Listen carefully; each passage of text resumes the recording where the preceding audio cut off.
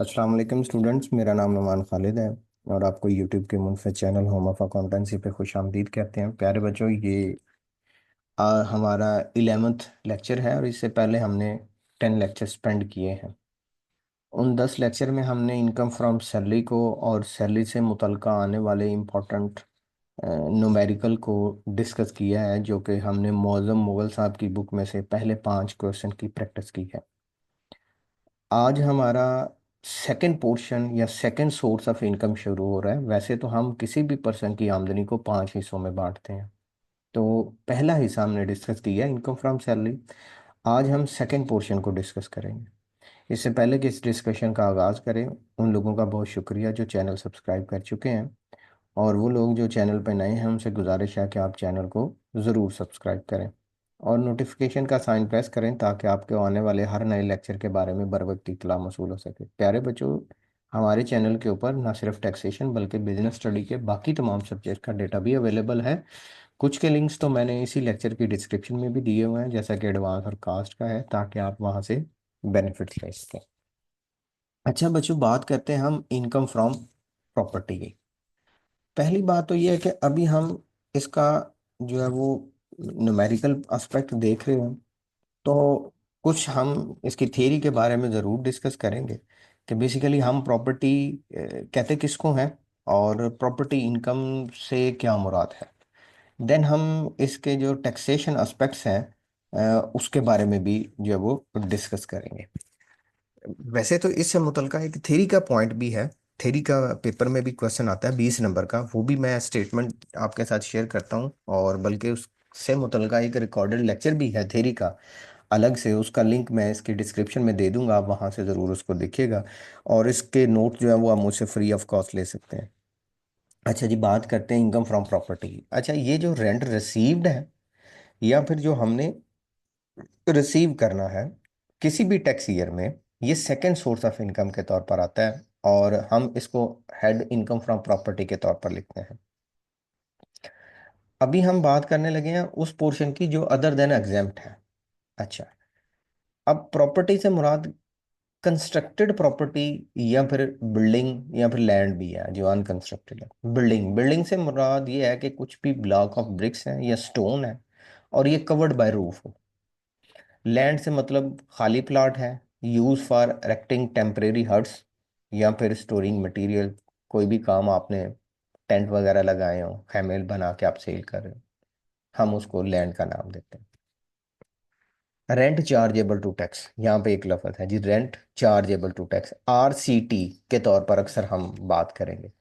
Rent से मुराद ये है कोई भी रकम जो हमने वसूल की हो या फिर हमने वसूल करनी हो, या फिर हम उसको कह देते हैं बिल्डिंग फॉर इट्स यूज, या फिर right to use its occupation. वो वाली वसूली जो हम कर चुके हों या करेंगे जिसमें हम अपनी ज़मीन को इस्तेमाल करने के बदले में पैसे वसूल करते हैं। The amount of rent shall not be less than fair market value of rent. हर साल गवर्नमेंट सर्टन पोर्शन डिसाइड कर देती है, जिसको DC रेट भी हम कहते हैं, कि यार इस प्रॉपर्टी का इतना रेंट होगा, और जो हम बात कर रहे हैं ये रेंट उससे कम नहीं होना चाहिए। जो fair market value of rent decide किया जाए उससे ये कम नहीं होना चाहिए। अच्छा चलें जी, ठीक है, उससे कम नहीं होगा। अब अगर हम इसी रेंट की बात को थोड़ा सा मज़ीद एक्सटेंड करें, तो इसमें हम ज़रूरी नहीं कि वो वाला पोर्शन ही लें कि जो हमारे पास करंट ईयर का है। अगर खुदा न खास्ता आपका रेंट रिकवर नहीं हुआ किसी एक साल, और वो आपने उस साल बैड डेट्स में लिख दिया है, और उसकी रिकवरी आने वाले किसी साल में है, तो जिस साल में उसकी रिकवरी होगी उस साल में उसको rent chargeable to tax deal करेंगे। It means that where the land or building is let out on the rent and the actual amount of rent received या फिर receivable is less than fair market value of rent, then fair market value of rent shall be taken to the amount of rent। ये basically इस amount की, इस statement की continuity में ये कहा गया है, the amount of rent shall not be less than fair market value. और अगर आप किसी से fair market value of rent से कम रेंट ले रहे हैं तो fair market value of rent ही रेंट चार्जेबल टू टैक्स है। इस बात को ज़रा मैं आपको फिर समझा देता हूँ। मिसाल के तौर पर मैं एज अ टीचर आता हूँ आपको, मैं कहता हूँ कि आप ना मुझे ये वाला प्लाट जो है या ये वाला जो घर है ये रेंट पे दे दे। मार्केट इसका रेंट या डीसी रेट के मुताबिक या कमिश्नर जो इसका रेंट डिसाइड करता है वो है 20,000 रुपया।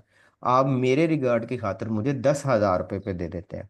लेकिन इसकी क्योंकि fair market value of rent 20,000 है, तो आप जब टैक्सेबल इनकम कैलकुलेट करेंगे, आप जब इनकम टैक्स रिटर्न बनाएंगे, आप जब अपने गोशवारे बनाएंगे, तो उसमें आप इसका रेंट 20,000 ही लिखेंगे। अब इस बात से मुझे एक और बात भी याद आई, अक्सर लोग जाके जरा होटल पे लड़ाई भी करना शुरू कर देते हैं जब ये खाना खाते हैं।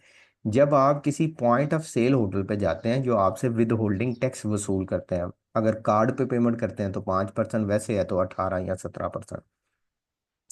सपोज कि आपने 10,000 का खाना खाया है, तो उन्होंने आपको 10% डिस्काउंट दे दिया। 10% डिस्काउंट दिया तो फिर कितने पैसे बने? 9,000 रुपये। अब जब 5% कार्ड के जरिए टैक्स चार्ज किया जाएगा तो 9,000 का 5% नहीं चार्ज किया जाएगा, 10,000 का 5% चार्ज किया जाएगा। वो उसकी रीजन ये होती है कि जो होटल मैन है वो अपने पोर्शन में से आपको डिस्काउंट देता है, गवर्नमेंट अपने पोर्शन में से डिस्काउंट नहीं देती। डेट्स मीन कि जो यहाँ पे मैं बात कर रहा था कि रेंट चार्जेबल टू टैक्स, जो आपने अपना प्लाट 20,000 का मुझे किराए पे 10,000 में दिया, वो आपने मुझे फेवर दी है, गवर्नमेंट ने नहीं दी। इसलिए जो आपने अपना रिटर्न बनाना है उसमें आपने फिर मार्केट वैल्यू ऑफ रेंट 20,000 ही लिखनी है। सेम इसी तरह जब आप होटल में जाते हैं तो आपको कंसेशन उनकी प्राइस में मिलती है, गवर्नमेंट के टैक्स में कंसेशन नहीं मिलती। आपने जो 10,000 का खाना खाया उसमें 10% आपको डिस्काउंट मिला, आपने उनको 9,000 जमा 10%, 10,000 का 5% टैक्स पे करना है। मीन्स के कंसेशन प्राइस में है, टैक्स में कंसेशन नहीं है। अच्छा चलें जी। कुछ पॉइंट्स और भी हमारे पास आएंगे, जैसा कि रेंट चार्जेबल टू टैक्स है, अनएडजस्टेबल एडवांस है, वगैरह वगैरह। अच्छा अभी मैं आपको लेके चलता हूँ आपकी टैक्स की कैलकुलेशन से मुतलका कि हम किस तरह न्यूमेरिकल में इसकी टैक्स की कैलकुलेशन करेंगे। और फिर मैं एंड पे एक थेरी का पॉइंट भी आपके साथ शेयर कर दूंगा जो अक्सर पेपर में आ रहा होता है, और जिससे मुतलका मैंने आपको बताया कि अलग से एक थेरी का लेक्चर भी मौजूद है, तो आप वहाँ से ज़रूर कीजिएगा। अच्छा पहली बात तो ये है कि हम रेंट रिसीव या रिसीवेबल या फिर fair market value of rent, इन तीनों में से जो हायर वैल्यू होगी हम उसको सबसे पहले प्लेस करेंगे जब हम इनकम फ्रॉम सैलरी का पोर्शन सॉल्व कर चुके हों। Second portion income from property का जब हम शुरू करें तो सबसे पहले प्रॉपर्टी में से इस चीज़ को प्लेस करेंगे। ठीक हो गया सर, हमने प्लेस कर दिया। इसमें कुछ चीज़ें ऐड होंगी। अच्छा सर जी, ऐड कौन कौन सी चीज़ें होंगी? 1/10, 1/10 ऑफ अनएडजस्टेबल एडवांस। अच्छा अब अनएडजस्टेबल एडवांस किसको कहते हैं? मिसाल के तौर पर मैंने आपसे मकान वो 20,000 का किराए पे लिया था, तो आपने कहा था सर ये ना आप आए हैं तो आपके लिए ना हमें ये वाटर टैंक लगवाना पड़ा है, इसको पेंट सारा करवाना पड़ा है, तो आप हमें ना कुछ पैसे एडवांस दें जिसमें से हम आपको ये सारा कुछ करवा के दें, जब आप जाएंगे तो हम आपको वापस कर देंगे। या जब आप रेंट पे करेंगे तो हम कुछ एडवांस में से पैसे एडजस्ट कर लेंगे और कुछ आपसे रेंट ले लेंगे। ये दोनों जो कंडीशन है इसको बोलते हैं एडजस्टेबल एडवांस। एक होता है अनएडजस्टेबल एडवांस। अनएडजस्टेबल एडवांस ऐसा है कि जो आप रेंट के बदले में एडजस्ट नहीं करते, आप उसको चाहे वापस कर दें या वापस ना करें, वो आपके लिए एक सोर्स ऑफ इनकम है। तो अनएडजस्टेबल एडवांस क्वेश्चन में मेंशन करेगा, ये जब भी आएगा हम इसका 1/10 ऐड करेंगे। Token money as forfeited deposit. अच्छा इसको जरा आप सुने।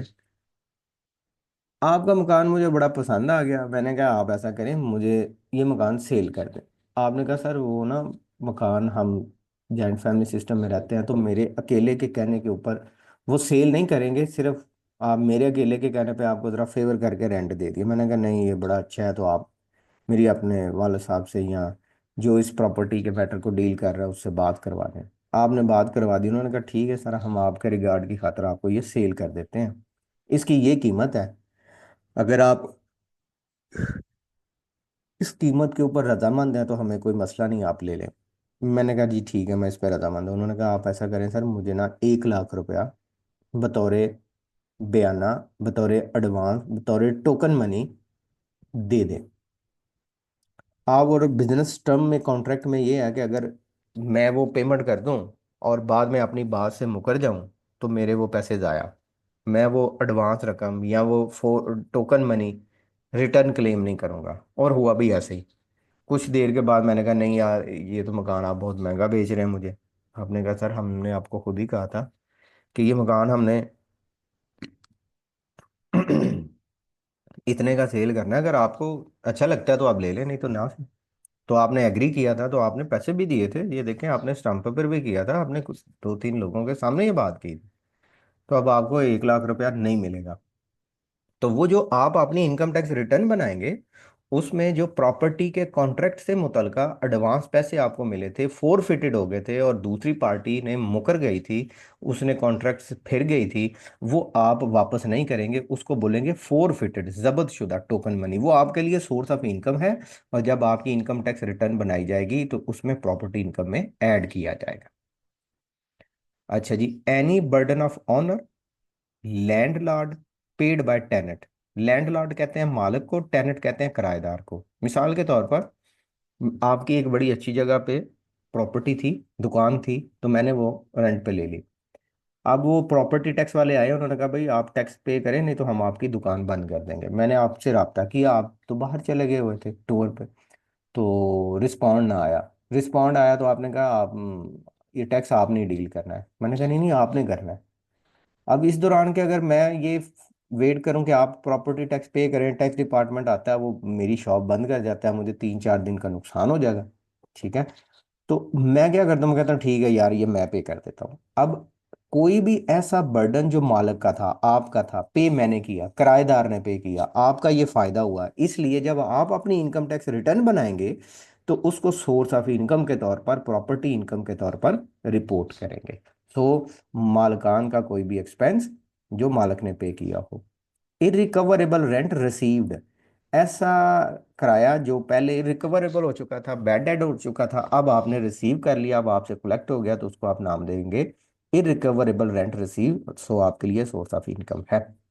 अब बात करते हैं जी, ये सारी चीज़ें जो कलेक्ट कर ली जाएंगी, ऐड कर ली जाएंगी, टोटल कर ली जाएंगी, ये आपके लिए RCT rent chargeable to tax है।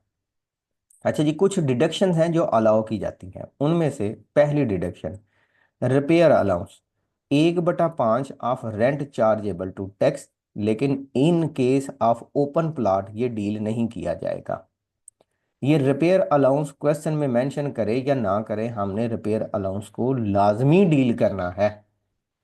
रिपेयर अलाउंस हमेशा 1/5 of rent chargeable to tax but in other than open plot हम डील करेंगे। Collection charges restricted up to 4% of rent chargeable to tax applicable only if given। Collection charges जो हैं वो तभी होगा अगर क्वेश्चन में कलेक्शन चार्जेस का पॉइंट मेंशन करे, और ये रिस्ट्रिक्ट होंगे, ये मैक्सिमम होंगे कब तक, किस पोर्शन तक, 4% of rent chargeable to tax. इसके अलावा फायर इंश्योरेंस प्रीमियम, ये सारे कुछ पॉइंट्स होंगे जिनको हम लोग यहाँ पे डील करेंगे और हम इनको डील करेंगे एज अ डिडक्शन पॉइंट। ले बच्चों, जब ये सारी अमाउंट ये डिडक्शन हम कर दें तो जो वैल्यू आएगी उसको हम आउटर कॉलम में प्लेस कर देंगे, और इससे पहले जो इनकम फ्रॉम सैलरी के पॉइंट्स आए होंगे वो इसमें ऐड कर दिए जाएंगे। सो यहाँ तक हमारे दो सोर्स ऑफ इनकम हो जाएंगे। अच्छा बच्चों, अभी मैंने बात की थी कि मैं आपके साथ इससे मुतल्का एक जो थ्योरी का पॉइंट है जिसका ऑलरेडी रिकॉर्डेड लेक्चर प्रिपेयर कर दिया गया है, आप वहां से उसको देख सकते हैं। उसकी स्टेटमेंट मैं थोड़ी सी आपके साथ शेयर कर देता हूँ, बल्कि मैं कोशिश करता हूँ कि सारा डेटा ही एक दफ़ा आपके साथ शेयर कर दूँ ताकि आपको थोड़ा सा आइडिया हो जाए कि बेसिकली उसमें पोर्शन क्या क्या है। हाँ बेटा जी, इसका ना क्वेश्चन था, या आप ऐसे समझ लें कि जो एग्जाम स्टेटमेंट थी वो ये थी, 20 नंबर का ये थ्योरी का क्वेश्चन था। जो मैंने आपको इंपॉर्टेंट क्वेश्चन की लिस्ट दी है ना, उसमें ये मेंशन है, what do you mean by rent chargeable to tax. हमने ऊपर वैसे अभी डिस्कस किया है, list down the income from property exempt from tax and list down the income from property not taxable under section 15। एक दफा question आया था, what is meant by income from property and discuss its allowable deduction under section 15A of income tax ordinance 2001। अच्छा, ये कुछ portion मैं आपको बता देता हूँ। ये अनएडजस्टेबल एडवांस हमने डील किया, हमने दो बातें यहाँ पे नहीं अभी डील की। एक है income from property not taxable under section 15, ground rent, rental income of building kept on lease together with plant and machinery. Means कि आपने किसी से घर लिया है और उसके ऊपर कुछ प्लांट एंड मशीनरी इंस्टॉल की थी, तो घर का तो आप उसको रेंट देंगे और वो उसको इनकम फ्रॉम प्रॉपर्टी में लिखेगा, लेकिन जो प्लांट एंड मशीनरी का किराया है वो नहीं लिखेगा, वो इनकम फ्रॉम अदर सोर्सेज में लिखेगा। रेंटल इनकम ड्राइव बाय सब लेटिंग अ बिल्डिंग और लैंड बाय अ टेनेंट। अच्छा, ये मैं आपको बताता हूँ। मिसाल के तौर पर मैंने जो आपसे दुकान किराए पे ली थी, उसको मैंने किसी और को आगे रेंट पे दे दिया। मैंने आपसे ली थी 15,000 रुपये में, मैंने दे दिया 20,000। तो वो जो मुझे 20,000 रुपया रेंट आता है ना, वो मेरी इनकम फ्रॉम प्रॉपर्टी नहीं। क्यों? क्योंकि प्रॉपर्टी मेरे नाम पे नहीं है, वो इनकम फ्रॉम प्रॉपर्टी 15,000 रुपया आपकी है। मैं इसको बोलूंगा इनकम फ्रॉम सब लेटिंग ऑफ बिल्डिंग, और ये सेक्शन 39 में जाके टैक्सेबल करूंगा। माइनिंग राइट या royalty, provision of amenities utilities और any other services connected with the building. Income from property but exempt, rental income from property is exempt. ठीक है। और फॉर टैक्स अगर वो एग्रीकल्चर से मुतलका हो, आपने वो प्रॉपर्टी किसी ट्रस्ट को दी हो, या rental value of owner occupied residential property, means के घर अपना ही आप रह रहे हैं, या फिर rental value of honours occupied business property, means के ऑनर का ही वो दुकान थी जो उसने जहाँ पे वो सेट बिजनेस कर रहा है, या ऑनर की ही का ही घर है जहाँ पे वो रह रहा है, तो उस सूरत में वो जो उसकी प्रॉपर्टी इनकम है या जो उसकी इनकम वैल्यू है वो एग्जेम्प्ट होगी। अच्छा, ये इसमें कुछ डिडक्शंस हैं, ये आप एक दफ़ा पढ़ लीजिएगा, ये बड़ी इजी सी हैं। बहरहाल अगर आप पढ़ना चाहें तो इससे मुतलका एक अलग से लेक्चर मौजूद है, जिसका लिंक मैंने इस डिस्क्रिप्शन में दे दिया है। तो ये क्वेश्चन प्रॉपर्टी से मुतलका है। मीनवाइल हम इसको सम अप करें तो ये वाला पोर्शन जो है, ये जो की पोर्शन है, ये हमारे पास न्यूमेरिकल में बार बार आएगा, जिसको आने वाले दिनों में हम डिस्कस करेंगे। इंशाल्लाह बेटा जी, हाजिर होंगे हम एक नए लेक्चर में जिसमें हम इनकम फ्रॉम बिजनेस को डिस्कस करेंगे। तब तक अपना बहुत सा ख्याल रखिएगा, दुआ में याद रखिएगा। अल्लाह हाफिज़।